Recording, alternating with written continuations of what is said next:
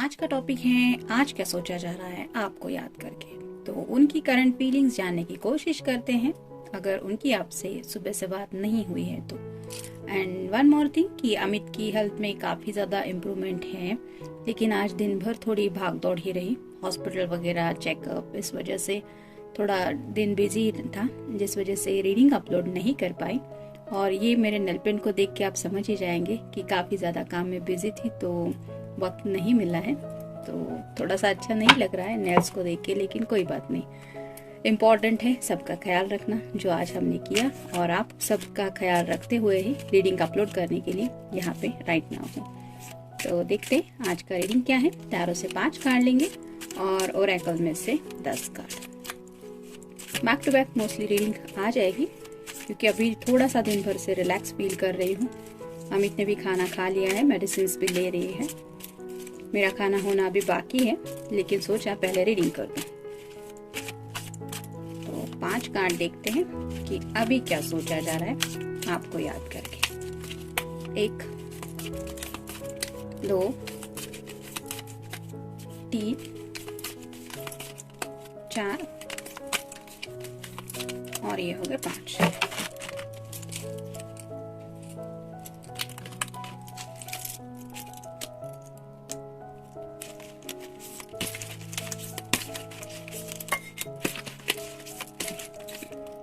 एक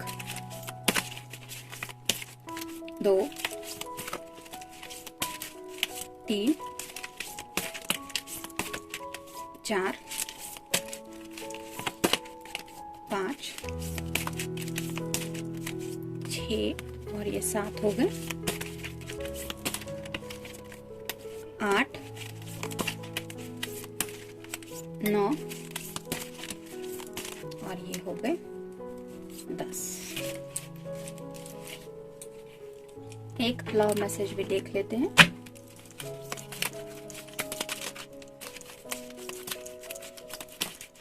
तो दोपहर तो काफी भाग दौड़ में गई, ऑलमोस्ट शाम तक वही चलता रहा। फिर शाम के बाद थोड़ा मंदिर गए थे, यहाँ पे नदी भी है तो वहाँ पे भी दर्शन किए, भगवान से कुछ दिल से बातें की, थोड़ा अच्छा लगा तो वापस आए। फिर घर आके खाना बनाना था, बाकी सब देखना था, इसलिए रीडिंग करने के लिए अभी थोड़ी सी फुर्सत मिली। ये रहा मैसेज। तो देखते हैं कार्ड्स क्या कहते हैं। शुरुआत करेंगे टैरो से। पहला ही कार्ड है द हाई प्रिस्टेस। तो आपकी पर्सन को लगता है कि आप कैसे इतना उनके बारे में सोचती हैं, फिर भी इतना खामोश रहते हैं या रहती हैं। मतलब वो दिल से जानते हैं कि you are also thinking about him और हर, फिर भी शायद आपकी तरफ से उन्हें कोई रिस्पॉन्स नहीं मिल रहा है, लेकिन वो जानते हैं कि सोच तो आप भी रहे हैं या सोचती तो आप भी है, लेकिन वो इसी पजल को सुलझाने की कोशिश कर रहे कि हाउ इज दिस पॉसिबल, आप कैसे खुद को इतना कंट्रोल कर पाते हैं कि बातें तो ढेर सारी है दिल में, लेकिन जुबान से वो बयान नहीं हो रही, सामने वाले को पता तक नहीं चलने दिया जा रहा। तो इस बात के लिए काफी ज्यादा पजल फील कर रहे हैं। देखा, मैंने तो कुछ कहा भी नहीं है, कार्ड ही बता रहा है 2 ऑफ कप्स। वो दिल से जानते हैं कि आपके दिल में भी उनके लिए सच्चा प्यार है, इस तरह से आपसे कनेक्ट होना चाहते हैं। और शायद जैसे शादी ब्याह के वक्त ऐसे होता है कि दोनों काफी ज्यादा नजदीक आ जाते हैं, सब लोगों के सामने भी एक रस्म होती है कि सिर से सिर लगा के ऐसे कुछ रिवाज होता है, तो ऐसा उन्हें शायद कुछ इमेजिन कर रहे हैं आप दोनों के फ्यूचर को लेके, और शायद उसी बात को लेके थोड़ा सा मुस्कुरा भी रहे हैं, और उस लम्हे को इमेजिन करके आपका उस वक्त क्या रिएक्शन होगा, इस तरह की एनर्जी में शायद कुछ है। 2 ऑफ कप्स यानी कि water sign Cancer, Scorpio, Pisces. Ace of pentacles यानी कि earth sign, Taurus, Virgo, Capricorn.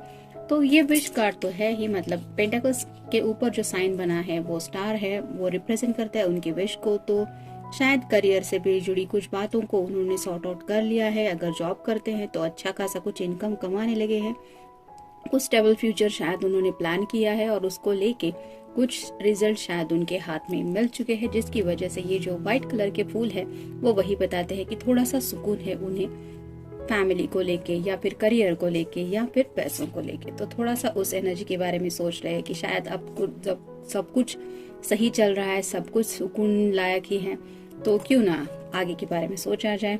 जिसकी वजह से और भी ये सुकून बदल जाए। तो ऐसी कुछ एनर्जी में शायद है द एम्परर। तो जैसे एम्परर की एनर्जी होती है, काफी कुछ डीप थिंकिंग चल रही है, और ये रेड कलर का जो ड्रेस का कलर है वो बताता है कि अपने दिल के इमोशंस के बारे में काफी ज्यादा सोचा जा रहा है। तो ऑलरेडी 2 ऑफ कप्स के कार्ड में तो हमने देखा है। और नेक्स्ट कार्ड है द हर्मिट। तो शायद उन्हें लगता है कि आप कहीं ना कहीं हर्मिट मोड में चले गए हैं। हर्मिट मोड मतलब वर्गो का कार्ड होता है। मुझे ऐसा लगता है कि आपके दिल में भी विश है उनसे बात करने का, उनको देखने का, लेकिन जैसे हर्मिट मोड होता है कि पर्सन अकेला रहता है, आइसोलेट रहता है, ना किसी से बात करना, ना किसी से मिलना जुलना। तो उन्हें लगता है कि आप शायद इस हर्मिट मोड में हैं, जिसकी वजह से आपसे बात नहीं हो रही, लेकिन वो पक्का जानते हैं कि सोचते तो आप भी बहुत है। तो आपकी भी उनके बारे में डीप थिंकिंग चल ही रही होगी, इस बात के बारे में शायद वो कुछ अंदाजा लगा रहे हैं। टुगेदरनेस, आप दोनों के साथ को लेके कई सारी बातें और कई सारे सपने, कई सारी इमेजिनेशन इसके बारे में सोचा जा रहा है।